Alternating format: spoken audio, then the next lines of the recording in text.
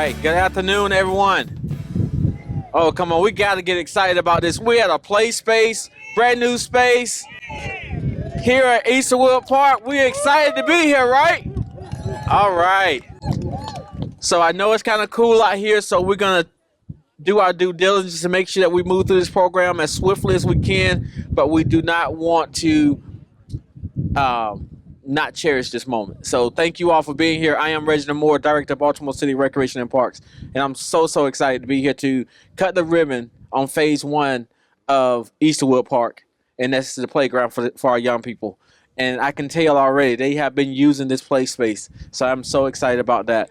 So to first start up, the first person I want to bring up, of course, is the mayor of our city, Mayor Brandon Scott. Thank you. I love you too. Good afternoon, everybody. I want to thank us all for being here today, right here in West Baltimore. It's a beautiful day. It might be a little windy, but we are still warm in our hearts today as we celebrate the ongoing citywide investment in Baltimore's neighborhood through our Rec Rollout Initiative, which includes this new playground right here in Easterwood Park. We are here today to cut the ribbon and officially celebrate this reimagined play space, even though I know the neighborhood has already begun to enjoy it. First, I want to thank all of our partners in this work to make this possible. Our Senator Antonio Hayes Sr., Councilman James Torrance, our Comptroller Bill Henry, and I want to lift up Director Moore and the entire team at Recreation and Parks who's been doing a phenomenal job throughout the city of Baltimore. Let's give them a big round of applause. As I tell the director every day, with great investment comes great responsibility. So thank you, Mr. Director. But most importantly, the neighborhood right here in West Baltimore, the Easterwood, Coppin Heights community, thank you all for being here. Thank you for your support. And as I've mentioned many times before, our youth have always been a top priority for us, and I'm committed to providing our young people across the city of Baltimore with the world-class recreation facilities that they deserve.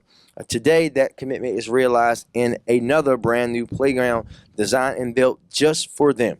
And I think that's important because in 2023, the Rec and Parks Capital Team visited local students at Matthew Henson to gather feedback from our constituents that will be using this play space about what they wanted in this space. And much of what they talked about is here today, including the colors of the equipment was determined by our young people. And I think that is a fantastic thing because if you know, if it was left up to me, especially being it across the street from this other school, it would have been blue and gold if it was left up to me. But we want our young people to have a playground designed specifically for them in that community so that they understand that their well-being is essential. Playgrounds are much more than just another a place for them to play. It's a neighborhood amenity that you will get in any other neighborhood, and our neighborhoods deserve the exact thing. There are places where children stay active, they socialize, they build friendships that are lifelonging on playgrounds, which is why we have to continue to invest in them. Our commitment to this neighborhood goes beyond the playground. Rec and Parks has the plans to invest a projected $2.5 million in capital improvements right here in Easterwood Park. And once those renovations are complete, the community will have a park that meets industry and safety standards, a place where the community can be proud of for enjoying of walking and much more. And I once again want to extend my gratitude to our Rec and Parks partners, our city and state partners. And with that, I will bring up the pride of West Baltimore, even though he was born in East Baltimore, Councilman James Torrance. Mr. Councilman. We'll take it. Good morning, everybody. As the mayor said, I am a son of Baltimore, especially East Baltimore, but the mayor doesn't know. My great-great-uncle graduated from Carver in the first class in 1929, so it's a family legacy, brother. Cool. Everybody's perfect in this place. But today is a great day for two reasons. One is that we're announcing $2.5 million in investments in this park, responsive to what the community actually wanted and what they actually desired. To our neighbors who asked us for safe ball fields, who asked for safer pathways, to better basketball courts, and to actually have a park that esteemed them, we are achieving that. but also we're having an opportunity today, and on February 24th, I'll be introducing a bill to name this very playground after Margaret Powell.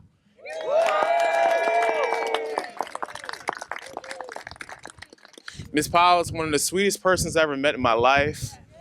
She led with love and courageously would always tell you the right thing is always letting God lead you. Her spirit is here because she was a part of those conversations when the young people were picking the colors. I still, before I came here, looked through text messages of her sending pictures of just the Black History exhibit that she created in the empty classroom in Matthew A. Henson. I still remember the young people who would come up to her when I would come to community meetings to just hug her, just to get a piece of that. I'm not gonna lie, I hugged her on purpose because there is nothing like the love. And it's crazy because we used to laugh because we both enjoyed butter pecan ice cream, right? Because it is something that was near to me, and she remembered right after my grandmother died, she got me a pan of butter pecan ice cream, right? So it is perfect to name this park after her, but also it's a living legacy for who the woman she was and the legacy that she will leave behind for the young people. But I can't sit here and say the nice things about her without actually having people who loved and knew her for her whole life. So I just want to bring up briefly her son, Bomani Ivy, to speak on behalf of the family as well.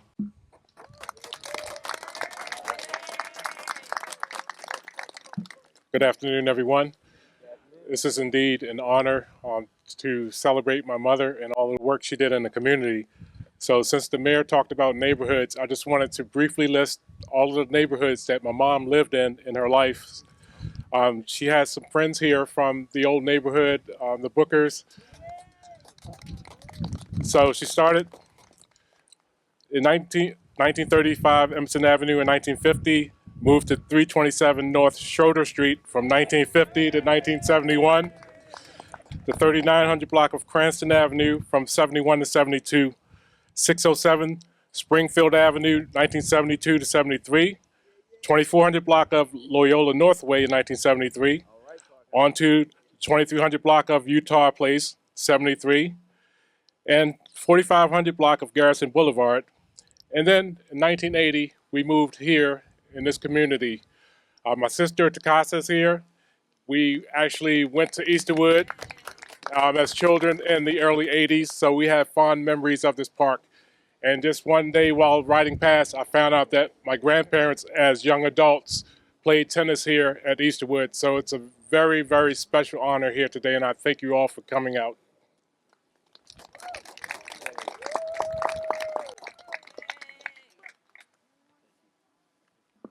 Thank you very much, Mama. And thank you all for being here on behalf of your family and talking about legacy, because we know how important it is anytime, but I don't want to preach, Senator Hayes, but it's really important right now that we talk about legacy and history as folks try to erase our history. And as I am saying every day throughout February, but really every day, period, is that we know when we have these attacks on DEI, we will not let people who definitely earned it be erased from history. So thank you very much from that.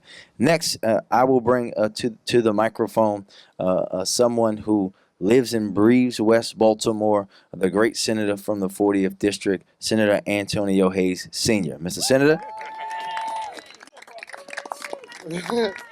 Good afternoon. It's an honor and a pleasure to be here today, and I'm so glad that the councilman had the forward thinking and making sure that we named this playground after a very special lady. And I continuously thank the Powell family for sharing us with us, as she was a gentle giant here in West Baltimore and inspired generations and generations of individuals. Thank you, Mr. Mayor, for your continued commitment to our young people through projects like this. A couple of years ago, the men of Omega Psi Phi Fraternity Incorporated invited me out here to this park to see the condition that our young people had to live through. And I told them today, there's no holes in the ground. The swing, actually, you could swing on it. You know, the sliding board is a sliding board. And so it's a big difference. And I'm just here today to celebrate the commitment that we have both at the city and the state level.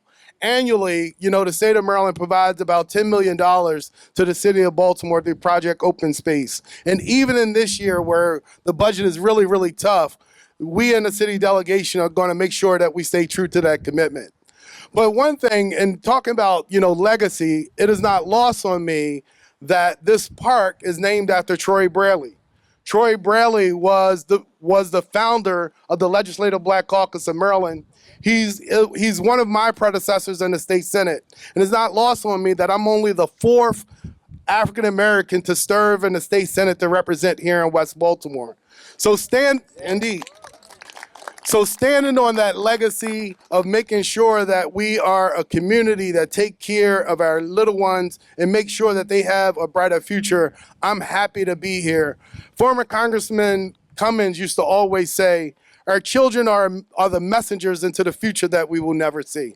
And the young people that will touch this playground and enjoy this park will be the messengers into a future that we will never see. And so I am proud to be here and be a part of this special occasion. Thank you all so very much.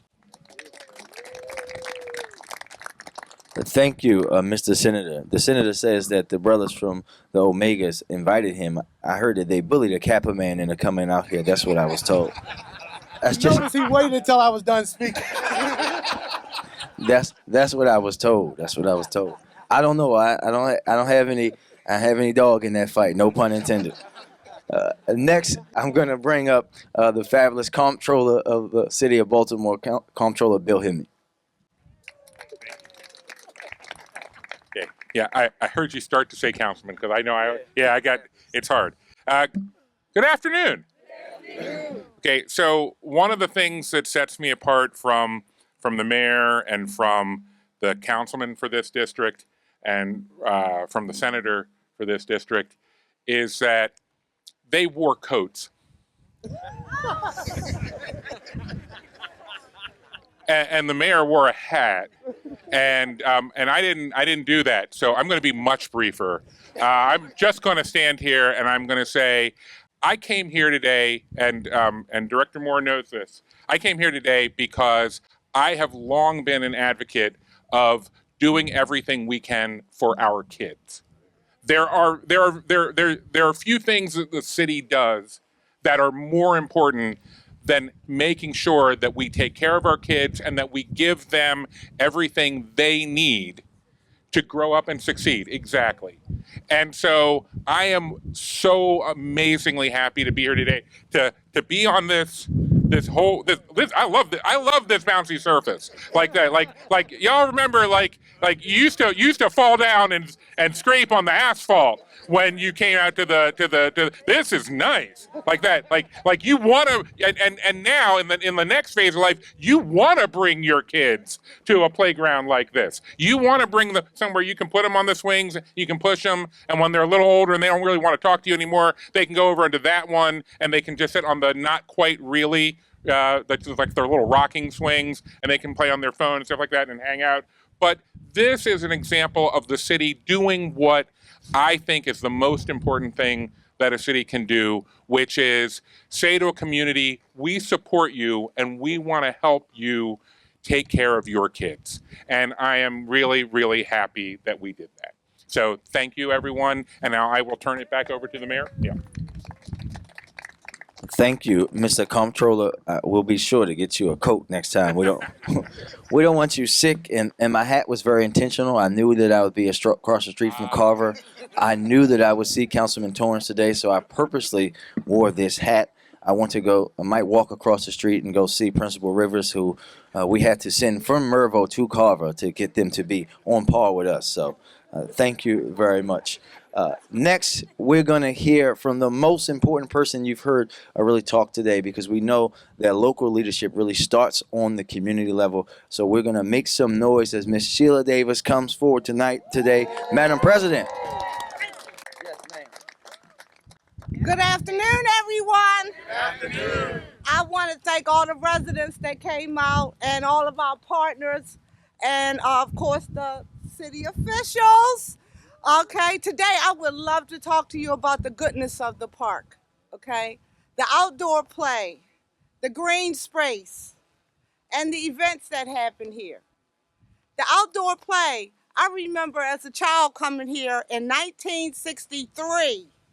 I look young, I know. And my aunt bringing me. I remember another aunt bringing me to the football field to play baseball. She came from New York, so I was really happy to learn how to play baseball. And then as I grew, I started bringing others to the park to teach them how to swing on the swings and play on the equipment. And as I become a nice young adult, I learned how to play tennis on the tennis court, which is now replaced with a basketball court. So the park has been an important part of my life living here in Coppin Heights. So the green spaces are very, very important. This is something that we definitely need to keep in mind when we talk to the residents, that we need the trees. We have a lot of poison stuff in our air, so we definitely need those little sanctuary places where you can go and just be quiet or just breathe some good oxygen for a change. So the green spaces are just a good place to have, not only just for the environment, but for mental health as well. So we definitely need the green spaces. And if you look over that way, Blue Water, which is another partner of our neighborhood, have planted some beautiful trees that will be coming. So it'll be a beautiful vista for you to see. And the events, I can't say enough about how the partners, especially our Omegas who have provided events here in the park. We've also had community events. I know that Doc and I have hosted some community events, meet and greet things, but we've had father-son things, and we've had football things, we've had baseball things. So all of these things are what we call the goodness of the park. So I'd like to thank everybody for making all of this happen, with especially Park and Recs. And just remember the goodness of the parks. Thank you. So I'm gonna close this out, and I promise you, I will be brief. First and foremost, I love coming to ribbon cuttings and groundbreakings, right? Because that means that we're improving communities. But all this is not possible without having leadership that believes and support what you're doing. And so I have to first stop and acknowledge Mayor Scott. Thank you for your continued support of our agency. I have to acknowledge Senator Antonio Hayes. When I first, just tell a quick story. When I first came to Baltimore, Senator Hayes and I, we wasn't quite on the same page. Yeah, so he acknowledged that, right? But what I loved about him was he was committed to his community, and we had a conversation, and I think shortly after that conversation, he saw that I bleed in Baltimore, and I was committed. And so we're on the same page. He's committed to our city. He's committed to the 40th district. So thank you, sir, for your continued support. Councilman Torrance and I don't know. We seem like we talk every day. I don't know, like we brothers or something. But no, I think Councilman Torrance, he's committed to the 7th district. And Comptroller Henry, we had many conversations when he was a councilman. And I do truly believe and agree with what he said, his commitment to his community. So I'm just excited to have that kind of leadership. That's what makes my job a little easier as an agency head. But I also want to acknowledge the people who made this a reality. Ashley Stewart, before she decided to go over to the police department, but I'm not going to, we're going to forgive her for that. But Ashley Stewart, I went to Ashley, and after having a conversation with the mayor, and said, hey, sir, we have to make some real investment in our play spaces. And the mayor didn't hesitate. He gave me the funding, and 26 playgrounds later, we're changing neighborhoods step by step, day by day. So, Ashley, thank you for taking on that challenge. Larissa, there's Ashley. Larissa Torres is our landscape designer who is making sure that phase 2. Because I was asked Larissa when I came in earlier. So we are getting a walking path, and what made the walking path an extremely important piece to improving the structure and also seeing the improvements to these basketball courts was one morning I came and visit this park with Larissa and Adam as we was talking about the playground, and I saw seniors walking in the moist grass around the fields, and I said, team, we have to fix that. That's not something we want to encourage health and wellness. So we have to make sure that we invest. So our focus as an agency is making sure that we improve our green spaces, we improve our infrastructure by improving pathways, by improving resurfacing our basketball courts, and also a new playground. But I see also Terry Petty's here. Terry is from Compan. This is Compan Playground. This is how Compan does things. They always do it big or they don't do it at all. So thank you, Terry. And then I will close by just thanking our entire Rec and Parks team.